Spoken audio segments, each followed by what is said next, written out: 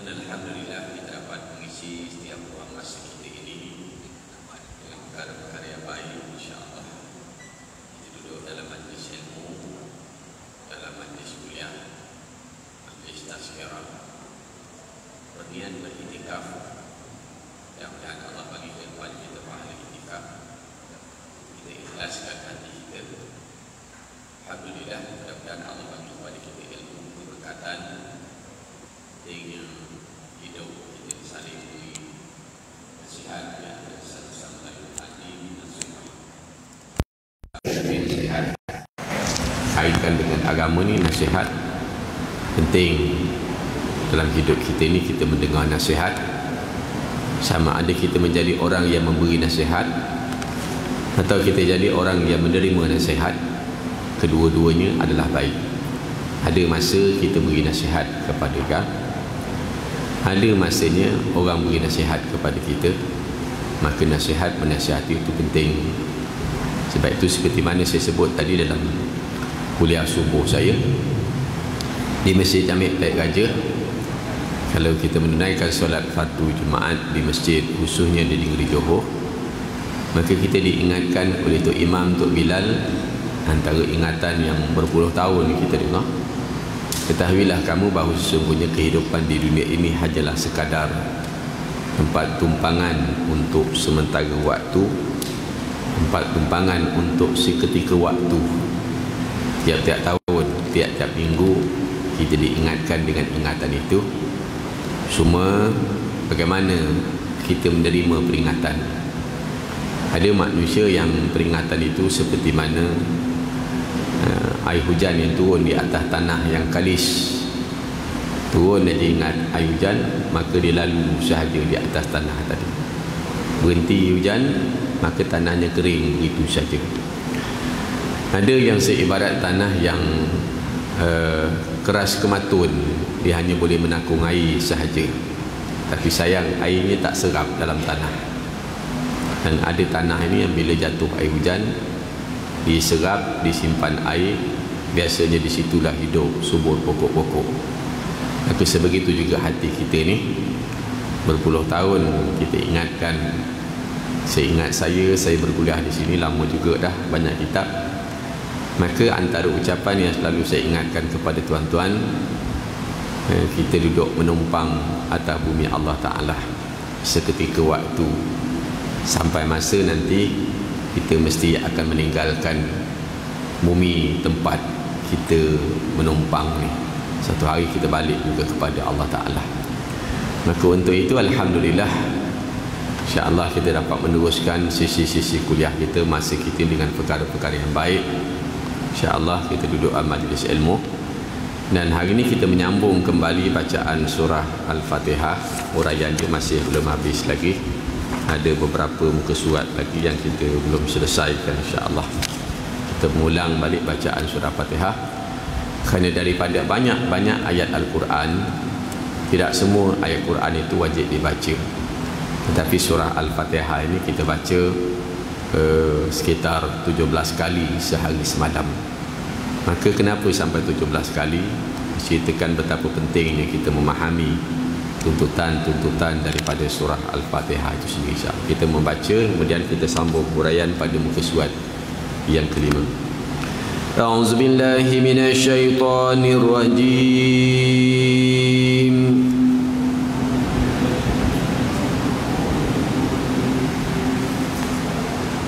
Bismillahirrahmanirrahim.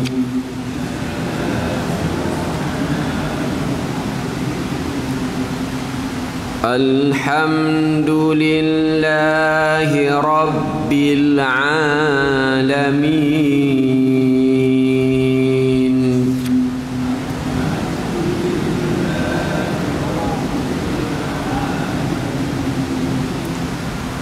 Ar-Rahmanir-Rahim.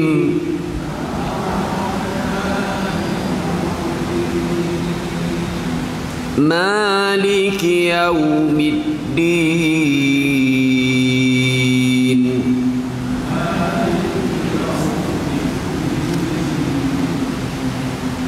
إياك نعبد وإياك نستعين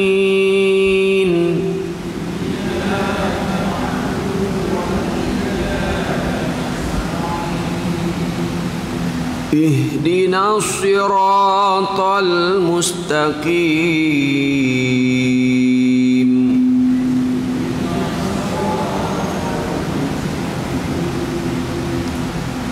صراط الذين أنعمت عليهم غير المغضوب عليهم ولا الضالين.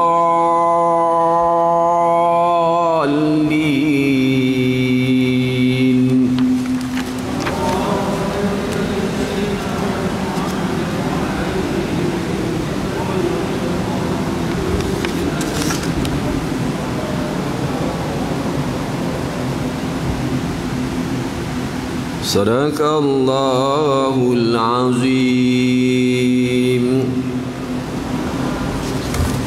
InsyaAllah kita renung maksud pada ayat yang telah kita baca. Dengan nama Allah yang Maha Pemurah lagi Maha Mengasihani, segala puji tertentu bagi Allah, Tuhan yang memelihara, Tuhan yang mentadbir sekalian alam, yang amat pemurah lagi amat mengasihani, yang menguasai pemerintahan hari pembalasan, iaitu hari akhirat. Engkaulah sahaja ya Allah yang kami sembah, dan hanya kepada Engkaulah sahaja kami memohon pertolongan. Tunjukkanlah kami ke jalan yang lurus, iaitu jalan yang Engkau telah kurniakan nikmat kepada mereka, bukan jalan-jalan yang Engkau murkai ya Allah, dan bukan juga jalan orang-orang yang sesat. Kita mulakan dengan membaca, menyebut nama Allah, Tuhan yang Maha Pengasih lagi Maha Penyayang. Diterangkan dulu dengan pujian atas Allah. Allah ini sifat dia Maha Pengasih dan Pemurah, maka disuruh kita ini bersifat dengan sifat pemurahnya Allah. Kalau Allah Pemurah, dikurniakan kepada kita rezeki yang tidak putus-putus, dikurniakan kepada kita kebaikan yang banyak. Bila dapat rezeki yang banyak, maka Allah Ta'ala suka kita ni bersifat dengan seperti mana sifat dia Pemurah, maka kita ada sifat juga pemurah sebegitu.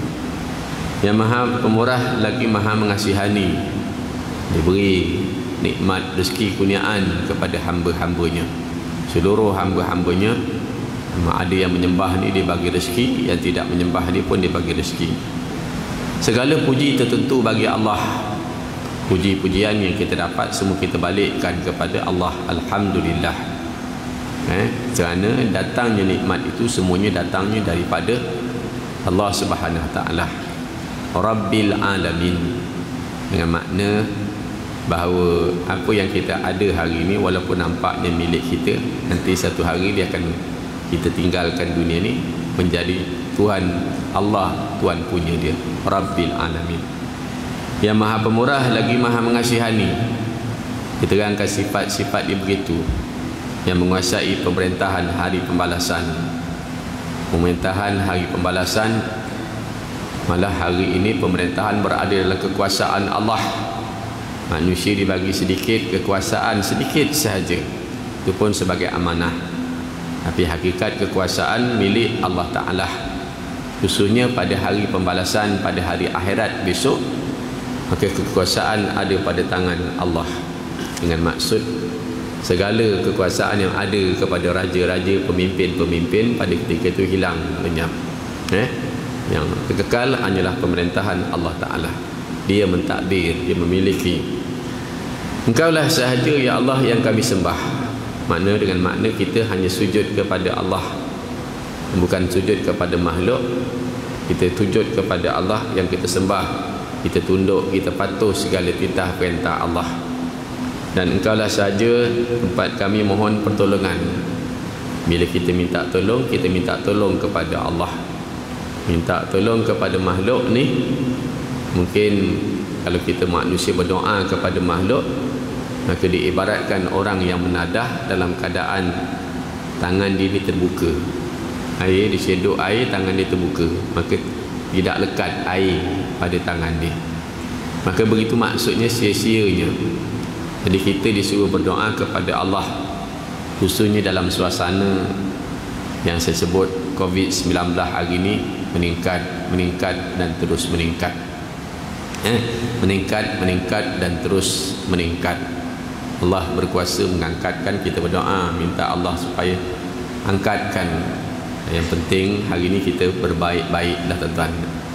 Kalau zaman Nabi Yunus, Allah Ta'ala uji degilan kaum-kaum Nabi Yunus itu untuk beriman, maka dijadikan langit tu gelap gelita, nak ditimpakan bala yang besar. Nabi Yunus meninggalkan negeri dia. Bila langit menjadi gelap gelita, maka seluruh umat Nabi Yunus mengata beriman kepada Allah, maka Allah hilang lenyapkan begitu. Walau anna ahlal qura amanu wattaqau la fatahna alaihim barakatim minas sama'i wal ard. Allah kata kalaulah penduduk sebuah negeri itu beriman, bertakwa kepada Allah, la fatahna alaihim barakatim minas sama'i wal ard. Kami limpahkan berkatan kepada mereka dari langit, dari bumi.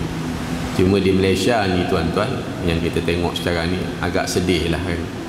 Di saat wabak COVID meningkat dari hari ke sehari, dari sehari ke sehari, setengah pemimpin-pemimpin yang memecah belah masyarakat. Kita bergaduh antara satu sama lain kerana kerja nak pegang jawatan-jawatan penting. Itu yang sedih hari ini kita lihat. Bilakah bala Allah ini nak diangkat agaknya, insya-Allah. Yang kita tahu benda-benda gini kita tengok amat mengerikan. Sepatutnya sampai masa dah kita semua berbaik-baik, bertaubat. Kalau tadi saya sebut dalam keadaan orang sembahyang sunat istisqa, dia sebelum sembahyang disuruh kalau boleh berpuasa dulu, puasa 3 hari, kemudian bertaubat, beristighfar, pakai pakaian yang sederhana, duduk berhimpun di padang yang lapang, doa sembahyang sunat istisqa, minta hujan. Kan itu diajarkan. Kita musim-musim COVID sebegini, kita bergaduh, pemimpin-pemimpin kita ni bergaduh, nak kejar jawatan, nak kejar kedudukan, nak kejar tempat masing-masing. Ini benda-benda yang kita rasa agak sedih dan terkilan. Cuma seperti manalah, ada juga orang bertanya dalam masalah ni, macam mana boleh berlaku begini Ustaz? Sedangkan kita orang Islam ini satu Nabi, satu Rasul, satu kiblat, satu kitab panduan kita, ini kitab Al-Quran, satu Tuhan kita iaitu Allah, satu matlamat hidup kita nak bahagia dunia akhirat, nak bahagia. Satu kerja kita menyuruh buat baik, mencegah buat jahat. Kenapa orang Islam hari ini bergaduh? Jawabnya, daripada zaman dahulu pun bukan telah berlaku perpecahan demi perpecahan. Dan kalau kita tengok di zaman Sayyidina Ali berperang dengan Sayyidina Aisyah dalam peperangan yang dinamakan peperangan unta. Peperangan unta tu, Aisyah naik unta. Sayyidina Ali adalah merupakan menantu Nabi, manakala Aisyah adalah isteri Nabi. Kan berperang pada ketika itu kan. Sebab apa Sebab apa? Kerana di tengah-tengah di antara Sayyidina Ali dengan Aisyah ni ada golongan yang dinamakan golongan munafik. Jadi dalam negara kita ni jaga-jaga, di tengah-tengah ini ada satu golongan yang dinamakan golongan munafik. Saya tak sebut siapa dia, tapi jenis macam itulah kan. Orang Islam ni dia kena bersaudara. Sebab itu dalam kitab Mu'allim fi Tariq, batu hatu penghalang kepada orang Islam ni, Nabi kata ada 5 musuh orang Islam ni. Kita kena sedar 5 musuh ni, kita kena sedar. Nombor 1 kata Nabi, musuh orang Islam ni ialah orang Islam yang sesama Islam tapi hasad kepada mereka. Sama-sama Islam tapi hasad antara satu sama lain. Sama-sama Islam, orang Islam yang hasad kepada mereka. Yang kedua kata Nabi, orang munafik yang membenci dia. Orang munafik ni bukan zaman sekarang aja. Daripada zaman Nabi dulu dah ada golongan-golongan yang dinamakan golongan munafik. Bila Nabi bina Masjid Quba, Mereka bina juga masjid dekat dengan Masjid Quba. Ayat 107 surah Taubah. Masjid Dirar. Mereka bina masjid. Bukan mereka bina kelab malam. Mereka bina masjid. Bukan mereka bangga bina panggung wayang. Tapi mereka bina masjid. Orang munafik ni diminta Nabi resmikan. Tapi Nabi arahkan masjid itu hendaklah diruntuhkan, diroboh, dibakar kayu, jangan ambil sebatang. Kerana tujuan masjid itu didirikan ialah untuk memecah belahkan orang Islam. Kita ni tuan-tuan, apa pun terjadi, kita kena ingat, innamal mu'minuna ikhwah fa aslihu baina akhawaykum. Orang Islam ni bersaudara. Wa antasimu bihablillah wala tafarraqu. Wa antasimu bihablillahi jami'ah wala tafarraqu. Itu Al-Quran aja. Pegang teguh kamu dengan tali agama Allah, jangan berpecah belah. Islam tidak ada suruh kita ni berpecah belah. Di antara perkara yang harus iaitu cerai. Tapi Allah murka perceraian, perpecahan ni Allah tak suka. Maka sebegitu juga perpecahan orang Islam ni akan menyebabkan orang Islam ni lemah, tuan-tuan, kalau kita faham dalam sudut-sudut yang sebegini. Jadi jaga-jaga golongan yang tengah ni, yang saya kata tadi, golongan munafik. Jaga-jaga dengan golongan ni. Pertama, orang Islam yang hasad. Yang kedua, kata Nabi, orang munafik yang benci dia. Orang munafik yang benci dia, kan? Nombor tiga, kata Nabi, barulah letak orang kafir yang memusuhi dia. Kan? Orang kafir yang memusuhi dia. Jaga-jaga ni. Kan? Zaman Nabi ada juga orang Yahudi. Kan? Zaman Aisyah tu, pada ketika tu ada zaman Nabi ada juga golongan munafik. Golongan munafik ni susah nak buat dia, tuan. Susah. Sebab dia boleh bertukar warna. Kalau cecak dipanggil cecak kobeng tu, kejap dia jadi warna hijau, kejap jadi warna coklat, dia bertukar warna. Ini jenis-jenis gini, bahaya kan. Jadi siapa yang rasa dalam diri dia ada sifat munafik, buang. Kan, wa minan nasi may yaqulu amanna billahi wa bil yaumil akhir wa ma hum bimu'minin. Ada dari kalangan manusia, kata Allah, yang dia mengaku dia beriman kepada Allah, dia beriman hari akhirat, tapi kata Allah hakikat sebenarnya dia ni tak beriman. Siapa dia? Golongan munafik ni. Tu kena jaga-jaga dalam dia. Sebab tu saya cakap tadi dekat Tek Raja tadi kan, dan beberapa tempat yang lain semalam saya sebut, kita angkat. Dalam hidup kita ni, bila Nabi kata jadikanlah diri kamu, kata Nabi, sedap dipandang oleh orang-orang yang memandang. Saya mungkin pernah sebut kat sini maksud hadis tu. Jadikanlah diri engkau ni dekat dunia, kata Nabi, sedap dipandang oleh orang-orang yang memandang. Maknanya perangai kita ni, orang suka tengok perangai kita ni baik. Kan kadang-kadang sesetengah orang kita tengok perangai dia buruk betul, menyampah tengok. Kita tak nak jadi itu. Orang pandang kita ni suka, seronok, tuan-tuan, dengan makna perangai kita ni baik. Maka saya cakaplah dekat satu tempat, ada tak dekat dalam dunia ni orang yang tuan-tuan tak suka? Dan ada tak tuan-tuan orang yang tuan-tuan tengok dekat dunia ni suka aja, agak-agak sangat? Kan ada tak? Akan ada macam tu. Dia kata tak baik ustaz kita benci orang. Bukan kita benci orang, kita benci perangai dia. Zaman kalau tuan-tuan buka Quran, ada orang yang Allah Ta'ala puji, sanjung. Antaranya yang Allah Ta'ala sanjung ialah Luqmanul Hakim. Allah puji Luqmanul Hakim. Allah Ta'ala puji Nabi Ibrahim alaihissalam kerana gigihnya menyampaikan agama. Allah Ta'ala puji Nabi Nuh alaihissalam, 850 tahun dia berdakwah, dia ajak orang menyembah Allah. Orang kata dia gila. Nabi Nuh, orang kata gila. Nabi Ibrahim ajak sembah Allah, mari sembah Allah, jangan sembah patung. Nabi Ibrahim kena bakar. Kita hari ni belum lagi orang bakar kita. Kita bawa kerja agama kuliah, orang tak bakar lagi kita, bawa orang gam aja kita. Nabi Ibrahim dulu dibakar kerana ajak sembah Allah. Nabi Muhammad dibaling dengan batu, meleleh darah sampai ke tumit. Jadi memang ada yang orang ni tuan-tuan, manusia ni Allah tak suka. Dan ada yang Allah suka. Allah kata tabbat yada abi lahabin wa tab ma aghna anhu maluhu wa ma kasab. Untuk Abu Lahab ni, celaka dua tangan Abu Lahab. Nampak? Dalam kisah Abu Jahal, dalam surah Kiamah 4 kali celaka Allah bagi kepada Abu Jahal. Kenapa? Kerana Nabi baca Quran, dia sumbat telinga dengan kapah, dia tak nak dengar, dia lari balik. Ada yang Allah benci dan ada yang Allah Ta'ala suka. Maka kita gitu juga. Ada perangai orang yang kita kena benci apa yang Allah benci. Kita kena suka kepada apa yang Allah Ta'ala suka. Kalau orang buat benda baik, kita suka. Orang buat benda jahat, kita tak suka. Tu keadaan tu kena fokus dalam diri kita faham.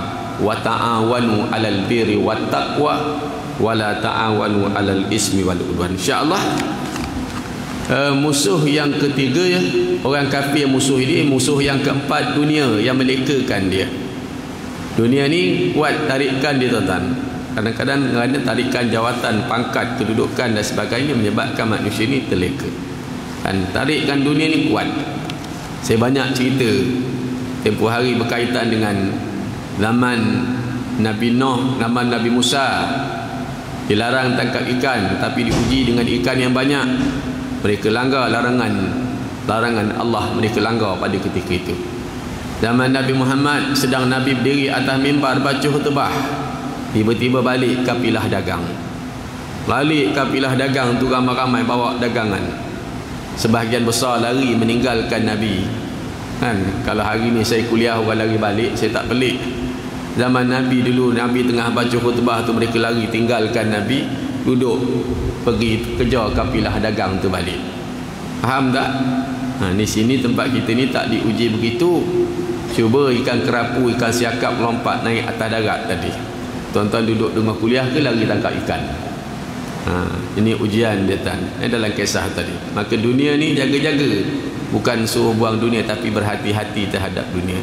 Dan akhir sekali dia kata, syaitan, hawa nafsu, syaitan yang bernaung di hati, itulah musuh kita disebutkan tadi. Maka kita menyambung balik kepada kitab ini pada muka surat yang kelima. Maka segala sifat yang tersebut ialah menuntut kita agar mengkhususkan segala ibadat dan meminta pertolongan hanya kepada Allah. Minta supaya kita ni kalau minta tolong hanyalah kepada Allah. Nak minta tolong ni hanya kepada Allah. Tapi berdasarkan kepada hadis yang saya baca kepada tuan-tuan tempoh hari, dalam ayat Quran kita baca, walau anna ahlal qura amanu wattaqau la fatahna alaihim barakatim minas sama'i wal ardh. Kalau penduduk sebuah negeri itu beriman, bertakwa kepada Allah, la fatahna alaihim barakatim minas sama'i wal ardh, kami turunkan keberkatan kepada mereka dari langit, dari bumi. Cuma saya katalah, mintalah kalau yang berpecah belah ni, musim-musim Covid tengah naik ni, bersatu hatilah kita, berdoa, beradab kepada Allah. Ini dahlah terung begitu, kita masih lagi berpecah belah, tak nak berdoa kepada Allah dan sebagainya tadi. Maka dia kata meminta pertolongan hanya kepada Allah serta tunduk kepadanya. Oleh sebab itu kita tidak boleh meminta pertolongan selain daripada Allah dan tidak boleh bertawakal selain daripadanya. Juga tidak boleh menyembah melainkan kepadanya sahaja dengan mengikhlaskan agama semata-mata. Hanya kepada Allah. Cuma persoalan yang kita bacakan tempoh hari, kenapa doa kita ni tidak dimakbulkan oleh Allah? Tuan-tuan boleh buka dalam kitab Matan Arba'in. Dia ada kupas dalam kitab tu, ada satu sebab, 10 sebab doa itu tidak dimakbulkan oleh Allah. Di antaranya dalam hadis yang ke-10 yang dia kata Allah Ta'ala ni dia baik dan dia suka benda yang baik. Allah Ta'ala perintahkan apa yang diperintahkan kepada Rasul. Kalau Rasul kena semayang, kita semayang. Rasul kena makan yang baik, kita pun kena makan yang baik. Kan? Itu yang diperintahkan. Lalu dia menceritakan kisah seorang lelaki yang jauh berjalan, berhari-hari berjalan, muka dia berdebu, pakaian dia jadi berdebu, kosot masai, keletihan, kepenatan. Tiba-tiba dia berdoa kepada Allah, Ya Rab, Ya Rab, Ya Rab. Allah Ta'ala tak perkenankan permintaan dia. Kan kita belajar, Allah kata ud'uni astajib lakum, minta nanti aku perkenankan permintaan kamu, kata Allah. Kan Allah pengasih penyayang, kan kita belajar. Tapi kenapa dalam bab itu tadi Allah Ta'ala tak perkenankan permintaan dia? Rupa-rupanya kerana makanan yang dimakan itu adalah haram, pakaian dia adalah haram.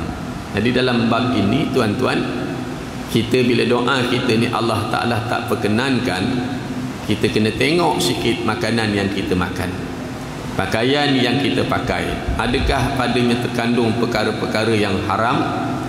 Sebab itu saya cakap hari itu, tadi pun saya sebut rasa saya, Allah Ta'ala ni tuan-tuan diletakkan satu hukum bagi orang Islam ni, yang sunat lepas tu wajib, sunat wajib, makruh haram. Nampak tak? Siapa yang dimudahkan dia buat yang sunat, maka yang wajib lagi mudah dia nak buat. Tapi kalau yang sunat dia payah, yang wajib ni payah kan. Yang kedua, siapa yang boleh meninggalkan yang makruh, insya-Allah haram lagi dia boleh tinggalkan. Kalau dia boleh tinggalkan yang makruh ni, yang haram lagi dia boleh tinggalkan. Dia buat step begitu tadi, tuan-tuan. Ukuran ni senang je. Sunat kita boleh buat tak? Kalau sunat kita semayang sunat kita boleh buat, puasa sunat kita boleh buat, kan, dan sebagainya. Insya-Allah yang wajib kita akan lagi mudah nak buat. Sama juga yang makruh ni, kita kalau boleh buat yang makruh, yang haram silat-silat raya boleh buat bila-bila sahaja berlaku. Itu dijagakan begitu. Dan dia kata tidak berdasarkan, dia jadi 10 sebab itu saya tak baca lah, mungkin saya dah baca pada tuan-tuan minggu lepas. Tapi betul lah seperti mana yang dikatakan duduk dalam majlis-majlis ilmu tu sendiri tadi. Juga tidak boleh menyembah melain kepadanya. Ini adalah kerana dialah sahaja yang berhak mendapat segala penghormatan, dan dialah yang bebas berkuasa dalam memberi manfaat dan menolak segala mudarat. Dia berkuasa menolak segala mudarat. Kadang-kala jiwa itu dipengaruhi oleh hawa nafsu dan akal fikiran itu sering menyeleweng, maka tidak ada yang dapat meliharanya daripada terjerumus ke dalam lembah syahwat dan kesesatan, melainkan Allah melindunginya. Allah lindungi kita. Alhamdulillah tuan-tuan, kita ni dilindungkan. Memang kadang-kadang manusia ni didorongkan pada benda yang baik aja. Dikawan dengan kawan-kawan yang baik-baik sahaja tuan-tuan. Alhamdulillah, kita selamat daripada terjerumus berlembah-lembah yang tidak diingini tuan-tuan. Oleh sebab itu Allah SWT menunjukkan kepada kita supaya memohon hidayah dan taufik daripadanya. Minta, jangan tak minta. Dengan manusia ni kita minta, lama-lama dia menyampah. Minta sekali dia bagi, minta 2 kali dia bagi, minta 3 kali dia bagi, kena 10 kali minta dia maki kita silap bayar. Tapi dengan Allah disuruh kita minta, dia tak pernah berkurangan tuan-tuan. Sehingga kita dapat berjalan di landasan yang hak, lurus serta berpegang teguh, istiqamah serta selamat. Jalan yang dimaksudkan ialah jalan Islam. Jalan Islam, suatu agama yang cukup cantik. Tuan-tuan tengok dalam Islam ni satu agama yang ajar manusia ni segala perkara. Banyak minta maaf cakap lah, daripada mula kita bangun tidur, kita masuk tandas, keluar tandas, sampai kepada kita mentadbir negara, sampai kepada hari kiamat. Betapa cantik komplit setnya Islam ni tuan-tuan, nak dibendakan dengan agama yang lain-lain daripada Islam. Bermula bangun tidur, celik aja mata, alhamdulillahillazi ahyana ba'dama amatana wa ilaihin nusyur. Masuk aja tandas, dia keluar aja adab-adab dia tadi, sampai kepada takbir negara. Innallaha ya'murukum an tu'addul amanati ila ahliha wa idza akamtum bainan nasi an tahkumu bil adl. Innallaha ni'ma ya'izukum bih innallaha kana sami'an basira. Ya ayyuhalladzina amanu atti'ullah wa atti'ur rasul wa ulil amri minkum fa in tanaza'tum fi syai'in farudduhu ila Allahi war rasul in kuntum tu'minuna billahi wal yaumil akhir dzalika khairun wa ahsanu ta'wila. Cuba tuan-tuan tengok dari masuk tandas sampai berumah tangga, keluarga, kemudian takbir negara, tunaikan amanah, taat kepada pemimpin, sampai kepada kiamat. Kiamat ni belum berlaku. Iza zulzilatil ardu zilzalaha wa ahrajatil ardu asqalaha, ni belum berlaku lagi kiamat. Tapi Allah dah ceritakan betapa cantik dan indahnya Islam ini sebenarnya tuan.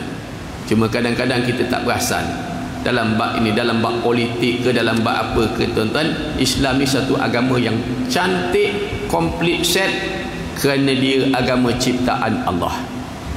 Agama ciptaan Allah, bukan ciptaan Nabi Muhammad. Dan dia kata berhak didahulukan jalan Islam yang sejak dahulu serta berterusan dikurniakan Allah kepada para nabi, siddiqin serta orang yang saleh. Inilah keadaan hamba yang benar-benar beribadat, yang berakal dengan dan yang arif tentang hakikat dirinya. Kenapa dia dijadikan? Islam beri jawapan kenapa kita ni dijadikan. Dari mana kita datang? Kita datang dari mana? Takkan keluar daripada buluh betung. Kita datang daripada mana? Agama lain dia tak tahu dari mana dia datang. Kita tahu asal kita daripada tanah, usul kita daripada setitis air mani. Bila kita rosok tangan kita ni, kita cium sebiji baru tanah. Bila kita tengok tangan kita ni musim panas, dia merekah kulit kita ni, sebiji tanah kering yang merekah. Maka berasal daripada tanah. Kita tak payah sombong kepada Allah kita. Sebab itulah kita sujud, kepala kita ni letak sama taraf dengan kaki kita, bagi orang yang memahami. Orang kafir dia tak tahu dia asal daripada mana. Kenapa dia dijadikan? Orang kafir dia tak tahu kenapa dia dijadikan. Kumpul-kumpul kekayaan, harta melempah ruah, melempah ruah, melempah ruah, banyak aja habis, mati tinggalkan habis gitu aja. Kita dah, kita tahu tujuan kita didatangkan oleh Allah untuk menyembah. Wa ma khalaqtul jinna wal insa illa liya'budun, nak sembah Allah. Nanti kita capai. Kemana kita nak pergi? Orang kafir dia tak tahu nak pergi mana. Sebab itu bila Nabi kata ad-dunya darul liman daralah, kata Nabi, dunia ni kata Nabi lah negeri bagi orang yang tidak ada negeri. Kita ada negeri kita. Negeri kita apa dia? Akhirat besok negeri kita. Dunia ni tempat kita cucuk bertanam, kita nak beramal, nak sembahyang dan sebagainya. Besok akhirat tempat kita nak tuai, kan? Bukan lagi kita nak semayang lagi pada ke sana nak dapat. Kita ada matlamat. Kemana kita nak pergi? Kita nak masuk syurga. Ya ayyuhal insanu innaka qadihun ila rabbuka qadham famulaqih. Manusia, kata Allah, kamu telah bekerja keras menuju kepada Tuhan kamu, nescaya kamu akan menemuinya.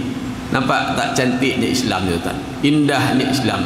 Cuma ambil tak Islam kita ni, ambil Islam tak? Ada orang ambil Islam ni pada nikah kahwin aja.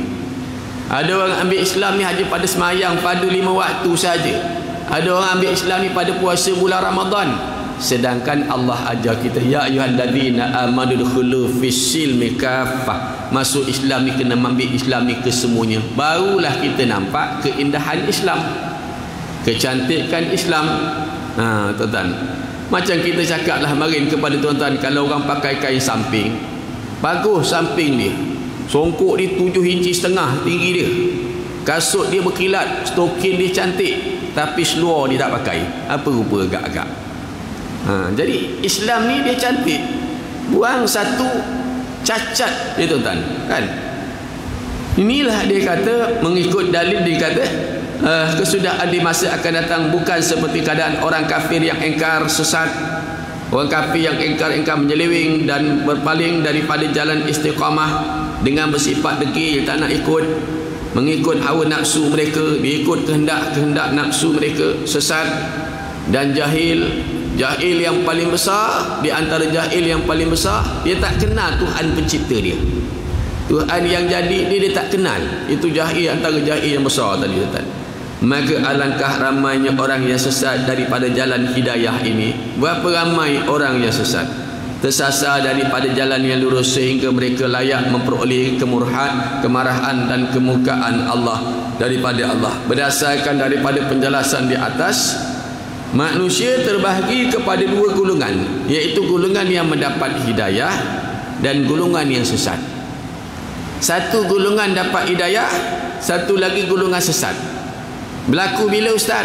Hari ni ustaz Tak, bukan hari ni. Daripada zaman Nabi Adam dah berlaku begitu, sampailah akhirnya kepada zaman umat Nabi Muhammad berlaku. Ada golongan yang ingkar dan ada golongan yang kufur ingkar, ada golongan yang beriman. Jadi kita mudah-mudahan kita termasuk dalam golongan yang beriman, tuan-tuan, yang Allah Ta'ala pelihara iman kita ni, yang tunduk patuh kepada perintah Allah. Kan zaman-zaman Nabi dulu ada yang ingkar. Kalau kita baca sejarah Abu Jahal, Abu La'ab, baca sejarah Abu Talib, kan bagaimana mereka-mereka itu. Tapi pelik juga, kalau kita tengok zaman-zaman Nabi dulu, ada juga yang bukan Islam yang nak tolong Nabi. Di antaranya Abu Talib. Dia tak masuk Islam, tapi dia boleh beza antara baik dengan tak baik. Hidayah ni kurniaan Allah. Jadi kita kena berusaha, tuan-tuan. Nak dapat hidayah tu kita kena berusaha. Yang kita ni dah dapat satu nikmat besar, maka jaga dia jangan sampai hilang daripada kita. Itu nikmat yang paling besar di antara nikmat yang besar, nikmat iman kita dapat. Dan dia kata daripada berdasarkan daripada menjerah manusia ada 4 peringkat. Sesungguhnya Allah SWT telah mengurniakan kepada manusia 5 jenis hidayah yang boleh membawa kepada kebahagiaan.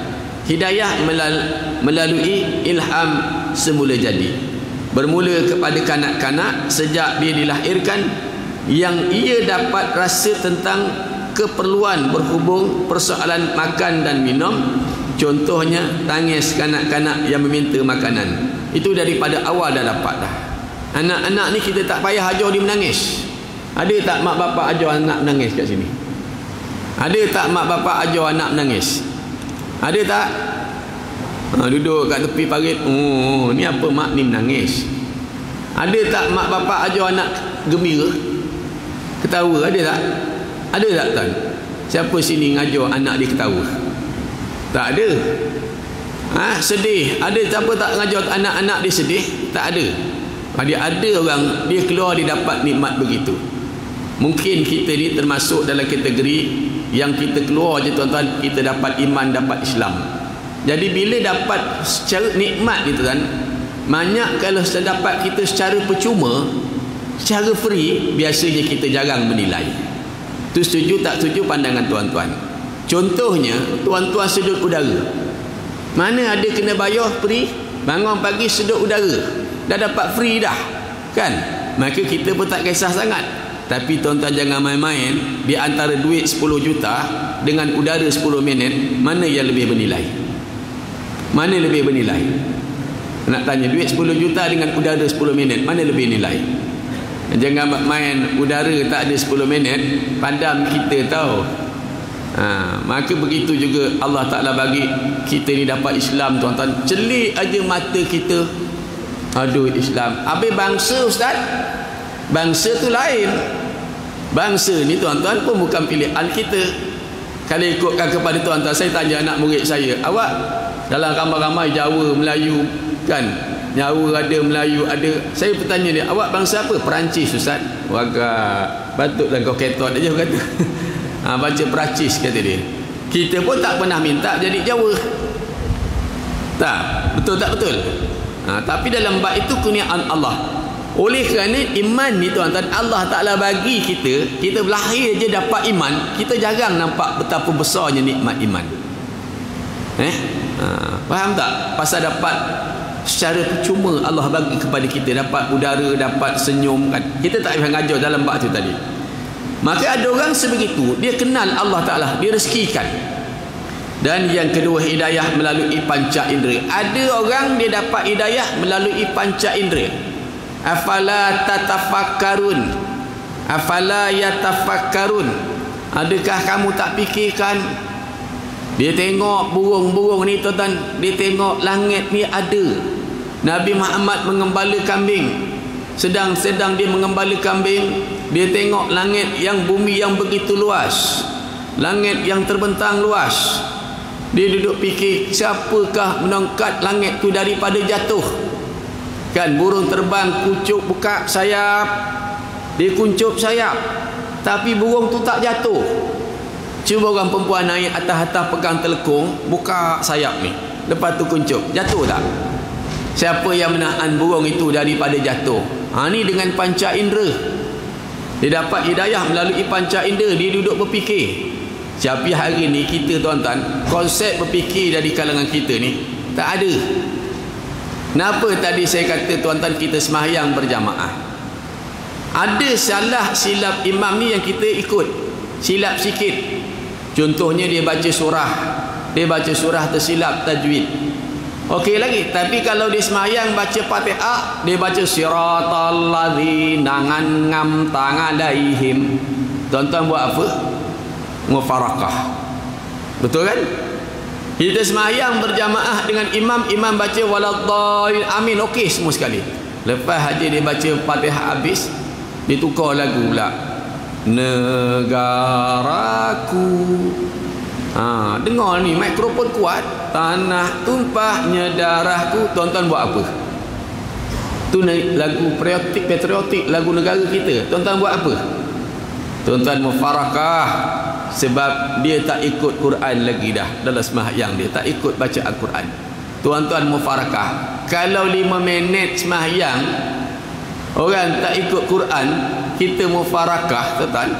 Habis kalau 5 tahun, macam mana agak-agak yang tak nak ikut ajaran Quran? Faham maksud saya ni? Orang dewasa ni dia faham, tak mudah dia faham. Iaitu sebagai penyampurnaan hidayah yang pertama. Kedua, hidayah itu daripada manusia dan haiwan. Ni yang saya kata tadi dekat Masjid Raja, kadang-kadang pengajaran tu kita dapat daripada manusia, kadang-kadang pengajaran kita dapat daripada haiwan, kadang-kadang pengajaran Allah Ta'ala bagi daripada binatang-binatang, kadang-kadang benda-benda. Kan? Allah kata apa? Walaqad dzara'na li jahannama katsiran minal jinni wal ins lahum qulubun la yafqahuna biha wa lahum a'yunun la yubsiruna biha wa lahum adhanun la yasma'una biha. Tadi saya sebut kepada tuan-tuan, peringatan awal, kadang-kadang air jatuh dekat tanah, dia lekuk. Tanah tadi jadi lembut. Kadang-kadang jatuh kat tanah ni dia kalis. Tapi kalau tanah ni dia jatuh, air ni jatuh dekat atas batu, cuba tuan-tuan tengok betul-betul, setitik demi setitik demi setitik, insya-Allah kerah macam mana pun batu tu, lama-lama dia lekuk juga tuan-tuan. Sama juga bila kita duduk dalam majlis ilmu, kerah, insya-Allah satu hari hati kita jadi baik. Tapi kena titik selalulah. Tapi kalau setahun baru nak titik sekali, bila masa nak lekuk? Jadi pengajaran. Maka sebegitu juga tuan-tuan dalam bab benda-benda baik. Saya cerita tadi dekat Masjid Jami' Pek Raja, ada satu orang pengurusi masjid datang ke sekolah saya tuan. Bual sembang panjang lah. Saya tak sebut masjid mana, surau mana, siapa nama saya tak sebut. Jadi dia kata saya buat benda-benda yang macam ni ustaz, orang tak suka ustaz. Tak belik saya kata. Zaman Nabi Ibrahim kena bakar Nabi Ibrahim.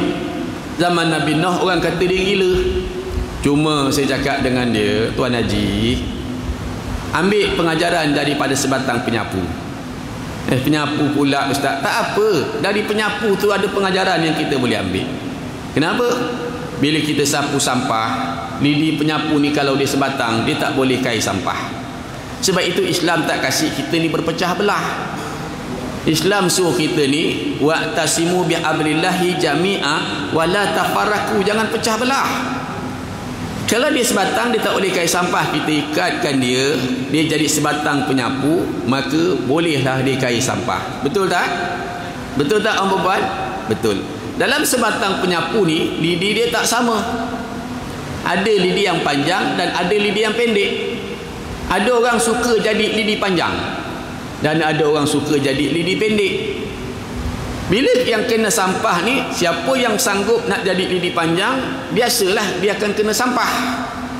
Kalau dalam jawatan, siapa yang pegang jawatan, masjid baik, surau baik, pengurusi baik, biasalah orang akan benci, orang akan marah, biasalah tu. Tanya Tuan Haji Jeb, pengurusi masjid, ada tak orang komplain dia? Tanya je lah, dah sebaik-baik tu, ada tak orang komplain dia? Ada, macam-macam orang cakap, kan? Saya, ada tak orang cakap melambat-lambat? Tak pelik lah tuan. Pilih. Tapi kita ingat lidi pendek tak guna. Kita ambil lidi pendek, kita buang. Akhirnya tinggal lidi panjang alat-alat. Bila tinggal lidi panjang, rupanya dia tak boleh kait sampah. Dia dah jadi lembik. Walaupun lidi pendek duduk dekat tengah-tengah lidi yang panjang, rupanya tuan-tuan, dia tak kena sampah, tapi dia menyokong lidi yang panjang. Baru boleh kait sampah. Tuan-tuan ada peranan, semua ni yang lelaki ada peranan, saya ada peranan. Kalau saya ada, tuan-tuan tak ada, tak jadi juga. Kalau tuan-tuan ada, saya tak ada, tak jadi juga. Maka wa ta'awanu 'alal birri wat taqwa wa la ta'awanu 'alal ismi wal udwan. Pilihlah, saya kata, nak jadi tiga ni. Nak jadi lidi panjang ke? Nak jadi lidi pendek ke? Atau nak jadi sampah? Ada sini yang berangan nak jadi sampah. Tak payahlah tuan-tuan jadi sampah. Orang tak suka orang kumpul-kumpul, orang bakar dia. Besok dekat akhirat, siapa yang jenis spesies sampah ni besok, minta maaf cakap kena bakar je besok kat neraka. Faham tak? Dalam negara pun gitu juga tuan-tuan. Ada lidi panjang, ada lidi pendek, ada sampah. Faham tak maksud ni? Kalau faham, fahamlah tuan-tuan. Tak faham, buat macam faham aja. Biar cepat sikit habis kuliah ni. Ada orang dia tak suka jadi lidi panjang, dia suka jadi lidi pendek. Duduk tengah je tuan-tuan. Tapi benda baik disokong. Disokong benda baik. Benda yang baik disokong. Ada orang dia suka jadi lidi panjang. Biarkan dia nak jadi lidi panjang. Kalau lidi panjang ini, amanah dia banyak. Amanah dia banyak. Akan kena tanya besok. Biarkanlah dia suka. Tapi kalau boleh, janganlah jadi sampah. Sampah ni akhirnya, tuan-tuan balik rumah kan, orang sapu kumpul masuk dalam skop, betul? Hantar belakang, lepas tu tuan-tuan buat apa? Tuan-tuan buat apa, saya tanya. Ada orang simpan dalam rumah. Ni apa bang? Sampah. Habis tak buang tak apa. Biarlah dia duduk dalam rumah ni. Ada. Selagi sampah ni ada tuan-tuan, lagi itulah dia menyusahkan orang. Faham Faham maksud saya ni? Jadi kalau tak boleh jadi lidi panjang, jadi lidi pendek. Jangan jadi sampah. Nanti kena bakar. Bakar kat dunia ni okey lagi tuan. Bakar akhirat tu yang kita tak nak tuan. Wallahualam. Faham-fahamlah. Rasa-rasa jelas tu cakap tu. Maksud yang tersurat dengan tersirat tadi. Ada yang nak jadi sampah kat sini? Ada tak? Dia tak nak pergi kuliah, orang lain pergi kuliah, dia tukang bakar pula. Jangan pergi begini. Ada jenis kita. Dia tak nak kuliah, orang lain kuliah, dia komplain kau main kuat. Suruh dia kuliah, gigil kepala lutut. Ada juga berlaku gitu. Dan yang seterusnya dia kata, sempurna dia kata selepas kelahiran, masa dia kata tingkat dan kerana ilham haiwan menjadi sempurna selepas kelahiran dalam masa yang singkat, manakala manusia menjadi sempurna secara beransur-ansur. Binatang, ayam saya semalam netas, malam netas, tengah hari dia boleh cari makan. Anak kita boleh? Anak kita boleh? Kita boleh kan? Kita kasih sikit-sikit. Daripada jahil kita belajar jadi ilmu tan. Wah, kalau gitu kita tak cepat, betul tak? Begitu juga ada orang dapat petunjuk.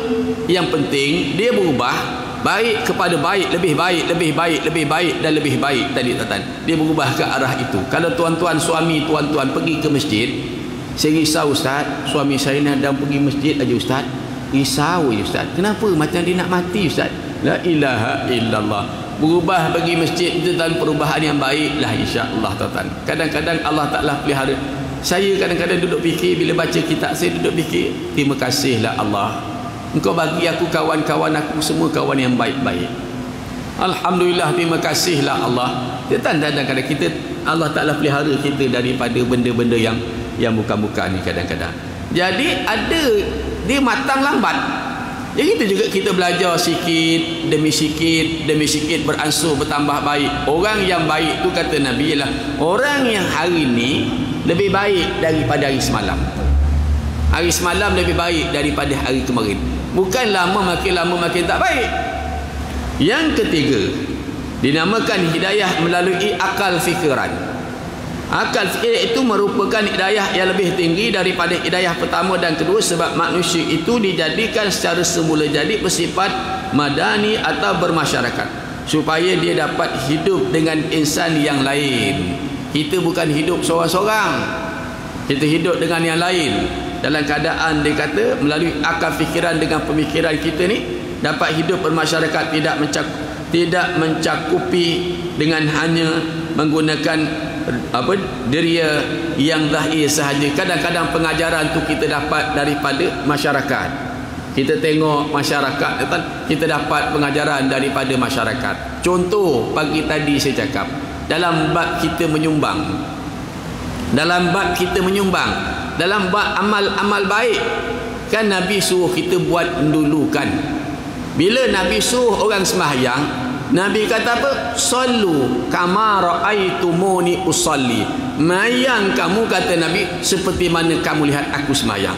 Nabi sembahyang dahulu, sahabat tengok. Kan? Bila kita buat satu contoh yang baik, orang lain ikut kita, sepanjang itulah kita dapat pahala. Banyaknya orang kita, saya tengok tuan-tuan, dalam bab menyumbang derma. Dalam bab menyumbang derma, dia keluarkan tabung aja. Dia tak bagi. Patutnya dia bagi dulu. Bila dia bagi, orang lain semua tengok, oh orang bagi sumbang, dia pun bagi. Orang mencontohi dia tu, panjang itulah banyak mana orang mencontohi perbuatan dia tu, dia dapat pahala. Banyak kita jalankan tabung, kita simpan duit kita. Kita tengok macam nak penuh aja, okeylah, kita tak jadi bagilah. Banyaknya kita gitu. Patutnya kita dulu bila kita buat, orang lain contoh. Dan siapa yang buat contoh yang baik, orang ikut dia contoh yang baik, sampai bila-bila dia mati tuan-tuan, dia dapat pahala. Kalau tuan-tuan contohkan, contoh beli nombor ekor, agak-agak orang ikut tu dapat apa agak-agak? Kan? Orang contoh, kita contohkan benda yang tak baik, kita contohkan benda yang tak baik, orang ikut dapat tak agak-agak? Tapi bila kita contohkan benda yang baik, macam sedekah tadi, kita dahulukan, agak-agak orang lain dapat, yang ikut kita dapat tak pahala? Ini seni dalam nak buat amal ibadat. Macam kita pakaian kita tuan-tuan, kalau kita contohkan pakaian kita yang baik, yang sopan, tutup aurat, orang lain ikut, dapat pahala. Tiba-tiba orang masjid pergi pula masjid pakai kain belah pula, orang lain pun ikut, dapat tak saham? Lawa juga makcik tu, walaupun dia dah tua tapi pakai kain belah, putih dia nampak, betul, putih-putih nampak, dapat tak saham? Tu kena faham dalam bab itu tadi. Dia kata hanya menggunakan deria zahir saja, maka ia memerlukan akal yang mengarahkannya memimpin ke jalan kehidupan yang berkualiti dan memelihara daripada kesalahan dan penyelewengan, dan akal yang membetulkan kesalahan deria serta kesalahan daripada mengurus hawa nafsu tadi, supaya deria yang lain tadi bantu dia, deria yang lain bantu dia supaya menjadi lebih baik. Akal dia pandu, kalau ikut pandang nafsu kita nak macam ni, tapi ikut akal kita ini tak betul, ini tak betul.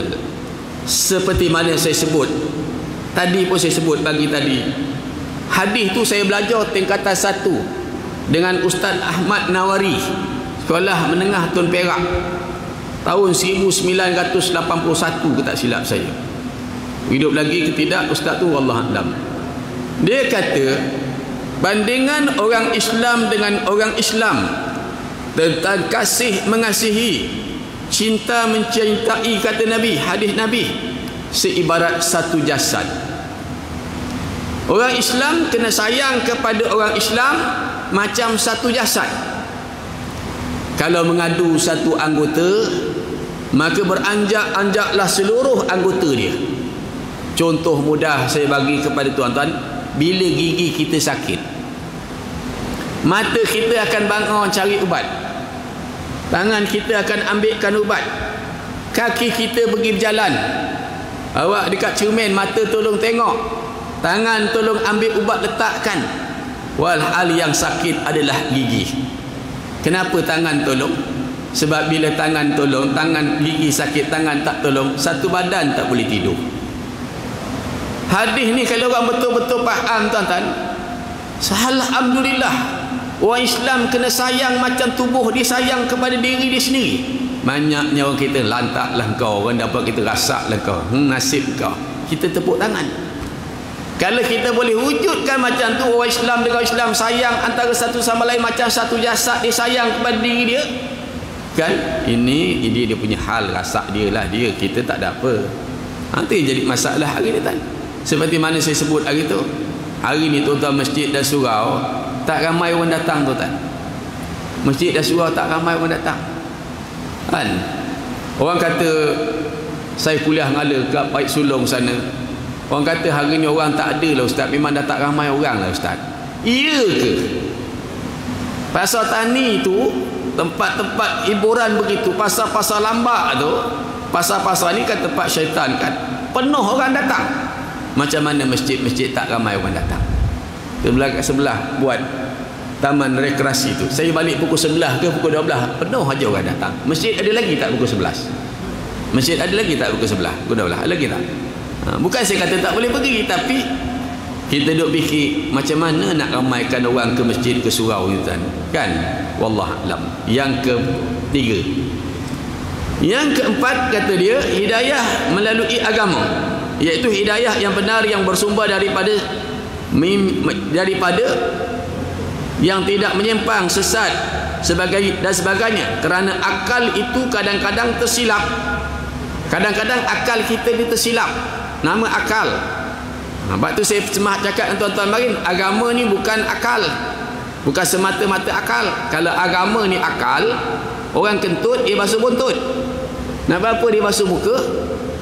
Agama ni bukan akal. Orang pergi haji, melontar Jumratul Ula, Jumratul Aqabah, Jumratul Usta tu dengan batu. Kenapa anak batu?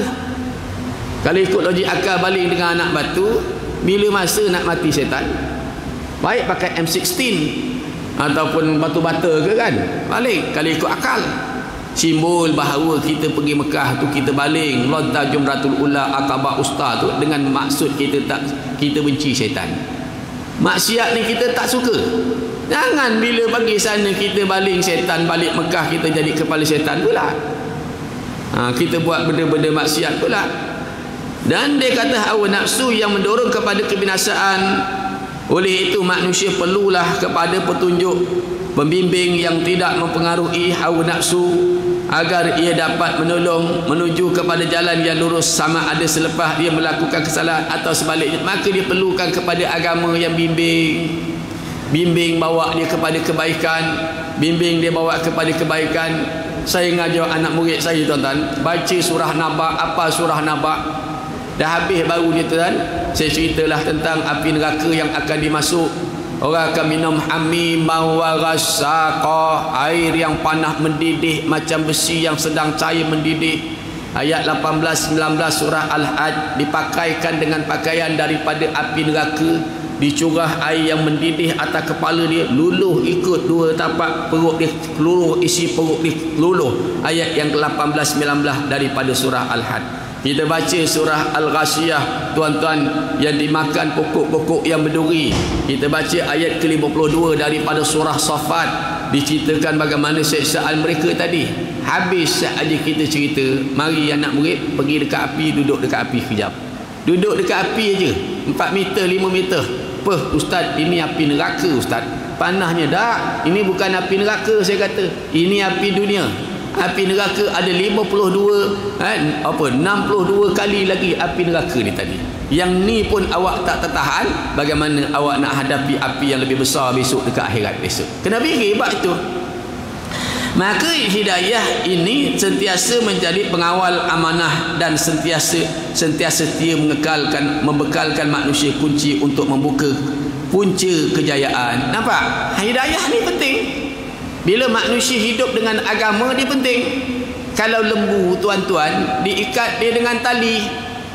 Bila lembu diikat dengan tali tuan-tuan, dia tak makanlah pokok cuk ubi orang. Kalau kambing diikat dengan tali, ikat pada pokok, dia tak makanlah pucuk ubi orang. Kalau perahu tuan-tuan tambat dengan tali, kena ikat dekat pokok, baru dia tak hanyut. Ni tuan-tuan letak dekat tali, tapi lah letak kat tepi sungai tadi. Tadi je tuan-tuan lepaskan. Jangan hanyut perahu jangan hanyut perahu aku pesan kepada kau, jangan hanyut. Hanyut tak perahu ni? Ni orang tak faham konsep. Maka kita ikat supaya dia tak hanyut. Maka sebegitu juga kalau lembu diikat, kambing diikat, pokok diikat, lembu diikat, kambing diikat, perahu diikat, maka sebegitu juga hidup kita manusia diikat. Diikat dengan apa? Dia tak ikat dengan tali, dia tak diikat dengan besi, dia tak diikat dengan kawat, dia tak ikat dengan rantai, tapi diikat dengan agama. Dia tahu ada pahala dan dosa. Kalau manusia nak bebas, hari ni ustaz saya nak bebas, saya tak nak ikat dengan agama ustaz. Cuba tuan-tuan bawa kereta, bawa motor. Siapa yang bawa motor ni pergi rumah saya. Masa naik atas jambatan nanti pulas 17. Jangan pegang dia punya steering ni. Jangan pegang.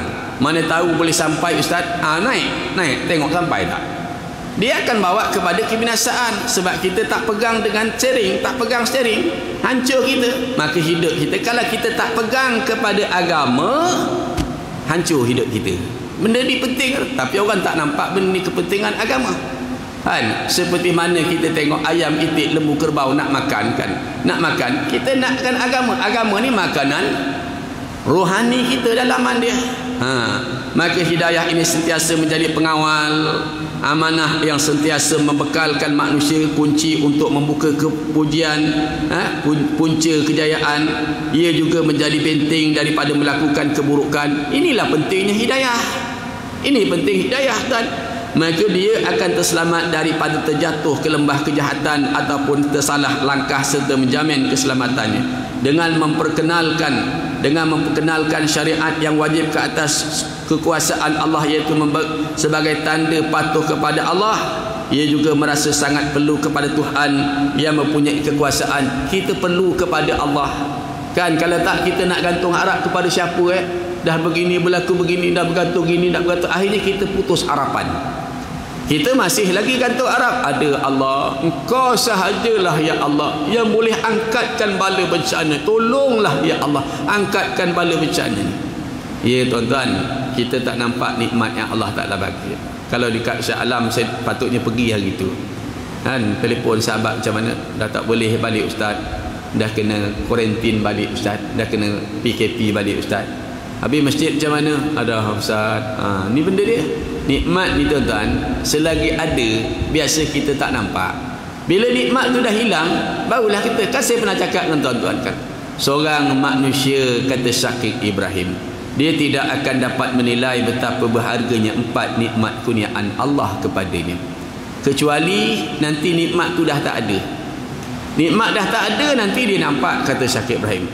Satu, seorang manusia takkan nampak menilai betapa berharganya hidup ini, dia tak nampak. Nilai hidup dia tak nampak. Maka orang buang masa hidup dia tadi dengan benda yang sia-sia, kecuali dia dah mati. Bila dia dah mati, seorang nampak nilai hidup ni, dia tak nampak, kecuali dia dah mati. Tu jam dia minta balik, farji'na na'mal salihah, bagi aku balik, aku nak buat amal baik. Satu. Dua, seorang manusia takkan dapat nilai betapa bahagianya sihat, kecuali dia dah sakit. Bila dia sakit, barulah dia nampak betapa nilainya sihat itu. Tiga, seorang manusia takkan dapat nilai betapa bahagianya keselamatan. Selamat dia tak nampak. Kita, negara kita ni selamat tuan, berkat insya-Allah. Tuan-tuan tengok, selamat, alhamdulillah. Kita duduk nak pergi masjid, nak pergi surau pun senang hati, tak ada rasa takut-takut. Tengah tempat tunggal langgang tuan-tuan, kita ni aman, selamat. Tak nampak, kecuali telah ditimpakan padanya bala bencana. Dan akhirnya seorang manusia takkan dapat menilai, dia kata, betapa berharganya usia muda yang Allah bagi kepada dia, kecuali dah tua. Betul tak betul? Dah tua barulah sakit lutut, sakit pinggang, sakit tengkuk, sakit leher, semuanya sakit. Masa muda tak perasan. Dan kekuasaan yang menciptakan, dia kata, dan memperbaiki, memberikannya nikmat zahir dan batin tidak terhingga banyaknya. Maka hidayah agama inilah yang sangat diperlukan untuk mencapai kebahagiaan. Hidayah agama ni perlu tuan-tuan. Hidup kita ni hidayah agama, petunjuk agama ni perlu sangat dalam hidup kita tadi. Sehubungan dengan ini, Allah Ta'ala memberi isyarat kepada keempat-empat hidayah tersebut dalam beberapa ayat, antaranya firman Allah Ta'ala dalam surah Al-Balad, wa hadainahun najdain. Ini surah Al-Balad, la uqsimu bihadzal balad wa anta khillum bihadzal balad wa walidi wa ma walad, sampai akhir. Tapi dia kata wa hadainahun najdain, dan kami telah menunjukkan kepadanya dua jalan, iaitu jalan kebaikan untuk dijalani, jalaninya, dan jalan kejahatan untuk dijauhinya. Ini jalan baik, ini jalan jahat, dua jalan. Lidah walisana wasyafatain, lidah dua bibir. Kalau kita satu bibir payah juga, bawah haji atas tak ada, payah juga. Tapi dijadikan kita ni dua bibir. Fabi ayyi ala'i rabbikuma tukaziban, nikmat mana yang kamu nak dustakan, kata Allah. Mana lagi yang kamu nak dustakan? Subhanallah, bagi orang yang nak ambil pengajaran. Bagi orang tak ambil pengajaran, banyak mana pun tuan-tuan, pengajaran dibagi dia tak ambil, tetap tak ambil juga. Dan firmannya lagi, al-yawma tujza kullu nafsin bima kasabat la zulmal yaum innallaha sari'ul hisab. Dan adapun kaum Samud, maka kami beri petunjuk kepadanya, lalu mereka mengutamakan kesesatan dari hidayah petunjuk. Ada orang begitu. Ada dua jalan, tuan-tuan nak pilih mana? Jalan terang ke jalan gelap? Pilih antara dua. Ada dua jalan, ni baik, ini jahat. Kan? Benda ni akan berlaku sampai bila-bila. Kalau zaman saya kata kemarin, ada orang ajak orang jadi baik, zaman Nabi ada orang ajak orang jadi jahat. Maka beruntunglah kita yang duduk dalam kumpulan orang-orang yang dalam keadaan baik, sentiasa menjaga dia dalam keadaan dia baik, duduk kekal baik sampailah akhir kesudahan dia. Ni sekarang saya selalu cakap tuan-tuan, drama hidup kita ni belum berakhir. Bila belum berakhir, kita tak tahu nasib kita. Saya pun boleh berubah, kan? Haji Latif pun silat raya boleh berubah, Haji Musa pun boleh berubah. Jaga-jaga, jaga-jaga. Sebab tu kita jangan lokek nak berdoa kepada Allah supaya sampai habis hujung hidup kita ni dia betul. Macam orang main bola kan, selagi tak masuk gol, selagi tak masuk gol, kita tak boleh rasa bangga sangat. Gol dah masuk, kadang-kadang dah cantik, dah tegak, rupanya kena tiup angin, kena palang, tak gol. Itulah kena faham. Jadi kita nak sampai gol masuk kubur pun baik kita. Kita nak macam tu tuan-tuan. Itu yang hidup ni pengajaran. Hari tu bual dengan kameraman, cerita pasal janda. Cerita janda suka je kameraman. Ni kameraman tempat lain dekat Perancis. Dia tanya aku tentang janda. Aku mana tahu janda? Bukan aku kira datang masjid nak cari janda. Tapi tak apalah, cerita. Lalu saya kata dengan yang duduk dalam tu bersama kan, cuba tuan-tuan duduk sekejap fikir nikmat dunia. Saya kata, ada itu beberapa orang yang duduk bersama-sama. Haji Latif datang lambat sikit, saya dari awal. Jadi saya cakap dia, cuba awak fikir beberapa nikmat dunia. Cuba awak fikir sekejap aja. Bukan benci fikirkan sekejap. Nikmat orang main bola. Paling tinggi nikmat bola ni tambah bila tuan-tuan? Kemuncak dia. Bila bola tu disepak, masuk aja gol. Itulah kemuncak main bola. Betul tak betul? Betul tak betul? Nikmat main badminton, bila kita jumping smash tu, pum, bola pop, orang tak dapat angkat. Nikmatnya. Tapi kalau orang senyum aja, tis, sakitnya hati kita kan. Orang angkat dengan senyum, kita jumping smash, dia sap, kita pun kata betul, kita smash lagi, dia angkat tap, kita kata geram. Kali yang ketiga, dia smash, kita smash, dia gini je tap. Kali yang keempat kita mati pasal marah. Itu nikmat main badminton. Betul? Nikmat makan sampai mana? Sampai sini. Bila habis itulah. Ni kan siakap ustaz, siakap tak siakap, baung tak baung. Kuliah dekat baru ni dekat Baik Pelampung, ikan baung masak lemak cili api, sedapnya. Tu saya cakap tadi, hari ni macam mana nak ramaikan orang datang masjid dan surau? Masing-masing tuan-tuan kena fikir, jangan fikir diri sendiri. Nak ramaikan orang macam mana? Saya bagi idea, makan nombor satu, ustaz nombor dua. Makan tu nombor satu. Sebab makan ni semua orang suka. Betul? Siapa kat sini orang perempuan tak suka makan? Angkat tangan. Suka pun. Orang lelaki siapa tak suka makan? Angkat tangan. Ada yang tak suka makan? Kalau siapa tak suka makan, pergi Bakri Batu 6 sana. Ada satu rumah 2 tingkat tu, tiang ni 2, tempah satu rumah tu. Saya dah tak berapa suka makan ustaz. Makan ni semua orang suka. Jadi puncak nikmat dunia, nikmat makan sampai sini. Orang melakukan persetubuhan sedap sampai keluar air mani, habis lah. Habis. Betul tak betul?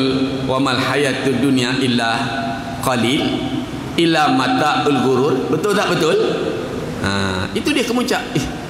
Allahu akbar. Okey, sikit lagi kita ambil. Maka kami beri petunjuk kepadanya, lalu mereka mengutamakan kesesatan. Ada dia begitu. Dan akhir sekali hidayah yang kelima. Kita nak habiskan yang kelima, lepas tu kita sambung balik pada minggu depan. Bila nak habis Ustaz? Kalau nak habis baca je sendiri dah habis. Nak nerangkan kepada tuan-tuan supaya tuan-tuan faham. Hidayah yang kelima, dia kata hidayah berbentuk pertolongan dan taufik menuju ke jalan kebaikan. Berbentuk pertolongan. Kadang-kadang dengan pertolongan ini kita dapat kebaikan, dapat hidayah. Allah selamatkan kita. Selamatkan kita. Ini ialah lebih berkuasa daripada hidayah agama, kerana Allah merintahkan kepada kita supaya sentiasa memohon dapat pertolongan. Kalau ibarat kereta rosak, Allah Ta'ala tolong kita. Oh, terima kasihlah Allah, tak ada orang lain yang boleh menolong. Kalmak ketika dia nak mati, hampir-hampir dia nak mati. Nak mati dah, dia sebut oh my God, oh my God. Lalu orang tanya dia, kan lama ni tuan tak percaya kepada Tuhan, macam mana hari ni tuan-tuan sebut nama Tuhan? Aku dah tak tahu dengan siapa aku nak mengadu dah sakit aku ni. Melainkan dengan adalah Tuhan yang aku mengadu begitu.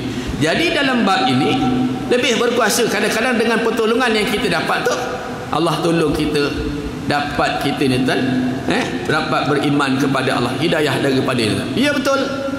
Bawa balik hari tu kereta tuan, rosak yang saya kata. Lepas tu pergi Jasin, balik daripada Jasin dengan rumah, tiba-tiba tu rosak kereta tu. Pukul berapa tu tuan? Sampai rumah dekat pukul 1 kan. Sikit-sikit jalan, akhirnya sampai juga rumah. Ambil telefon pomen, hantar pomen. Dah bayar pada pomen tu 1,200, bayar pada pomen, dah repair. Dah siap Ustaz, bawa balik daripada Jasin. Sampai pula dekat Sungai Rambai, rosak lagi. Tak jalan lagi. Nak marah tak tuan-tuan? Nak marah macam mana? Allah mudahkan bagi kita. Ma asaba min musibatin, kata Allah dalam ayat ke-22 daripada surah Hadid. Setiap bencana yang menimpa di bumi ini semuanya telah tertulis dalam kitab, kata Allah. Jadi kita sabar, ini ketentuan Allah. Allah nak uji kita. Kalau kita mengongot, apa pun kita tak dapat. Kalau kita sabar, Allah angkatkan darjat iman kita, insya-Allah. Jadi kita berhenti sampai situ. Ingatkan nombor 5, nanti kita sambung balik pada minggu yang mendatang, insya-Allah. Jadi saya rasa tak ada kemiskinan, insya-Allah kita menyambung pada masa-masa yang akan mendatang nanti, pada lain masa yang kita. Itu hidayah, beberapa hidayah Allah, tuan-tuan boleh faham balik, pusing balik, nanti tengok. Saya rasa tak ada kemiskinan. Bismillahirrahmanirrahim. Cuma saya cuba kongsi kepada tuan-tuan hari ini dalam kitab Anak Kunci Syurga, muka surat 94. Ni kitab lama tuan. Ni kitab lama ni. Kitab ni dia ada menggariskan tentang 10 sifat dilarang ataupun 10 sifat-sifat yang tercela. Yang pertama, sifat yang dilarang itu ialah, tak ada, saya belum pernah bagi kat sini. Sifat yang tercela ataupun sifat dilarang itu ada 10 perkara dalam kitab tu, muka surat 94. Yang pertama kata dia, membesarkan diri, membangga-banggakan diri sendiri. Satu, dapat? Tulis, tak tulis ingat. Orang lelaki tak apa, ingatan kuat. Yang pertama, membesarkan diri. Yang kedua, hasad. Hasad ni bahaya. Jangan ada hasad di antara kita sama kita tuan. Kita tumpang suka kawan kita dapat nikmat, kita dah tumpang suka. Jangan ada hasad di antara kita sama kita. Rosak hari ni hasad orang. Dia tak dapat jawatan Perdana Menteri, dia teringin nak jadi Perdana Menteri. Ada ni berlaku dekat Perancis.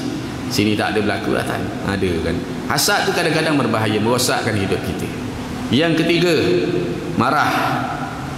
Marah ni boleh membawa kepada kebinasaan kita. Ada tempat kita boleh marah lah. Jangan orang ambil bini kita, kita tak marah. Abang orang ambil bini kita, tak apa, biar. Jangan marah. Ini bongok nama dia, dayus. Yang keempat, kikir atau kedekut ataupun hidung masin. Macam-macam. Itu sifat tercela. Yang kelima, kasih kepada kemegahan. Kasih kemegahan ataupun dipanggil istilah sombong. Sombong dengan jawatan, dengan pangkat. Kan? Sombong tak masa-masa. Wahal dia pun dari tanah juga. Yang keenam, kasih kepada dunia, hubbud dunia, terlalu cinta kepada dunia, kasih kepada dunia. Yang ketujuh, ujub. Ini hairan kenakan diri sendiri, kenapa orang lain tak boleh ikut macam aku ni bahaya. Yang ke-8, tamak, loba pada makan. Makan tamak loba. Kita tengok penuh satu pinggan, satu dulang dia makan seorang. Dia ni tamak kepada makan, loba, tamak loba kepada makan. Dia aja tamak loba kepada makanan. Yang ke-9, riak. Riak. Dan yang akhir sekali, banyak bercakap ataupun loba pada berkata-kata. Tamak, banyak bercakap, loba pada berkata-kata. Itu 10 sifat yang disebut dalam kitab Anak Kunci Syurga pada muka surat 94 yang dilarang. Maka dilarang tu kena buang. InsyaAllah kita akan sebut insyaAllah pada bulan depan, pada minggu depan, iaitu kelakuan hati yang baik. Ada 10 juga perkara kelakuan hati yang baik tadi tuan. Wallah alam, ingatkan saya pada minggu yang mendatang nanti. Dapat catat nak hilang balik, tak payah. Tak payah semua ingat kan? Wallah alam. Bismillahirrahmanirrahim. Alhamdulillahirabbil alamin wassalatu wassalamu ala asyrafil anbiya'i wal mursalin sayyidina Muhammad wa ala alihi washabbihi ajma'in. Allahumma nawwir qulubana binuri hidayatika wa futuhatika kama nawwartar arda binuri syamsika abadan abada birahmatika ya arhamar rahimin. Allahumma aghnina bil ilmi wa zainna bil ilmi wa akrimna bit taqwa jamilna bil afiyah. Ya Rabbana zidna ilma warzuqna fahma wa anta khairul dzikir. Rabbana atina fid dunya hasanah wa fil akhirati hasanatan wa qina azaban nar. Wassallallahu alaihi wasallam Muhammad wa ala alihi washabbihi wasallam walhamdulillahi rabbil alamin. Takbir.